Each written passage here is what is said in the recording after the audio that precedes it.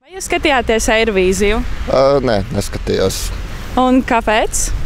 Droši vien pārstāv tāpēc, ka neinteresē. Skatījos. Kāds jūsu viedoklis par rezultātiem? Es atzīstu, jā, ka man arī manā uzturē tā grupa bija labākā. Un kāds jūsu prognozes, kā mūsu puišiem veiksies Zviedrijā? Protams, tu prognozēt nevar, bet jācer, jānovēl viņiem visu to labāko, lai viņiem veicas.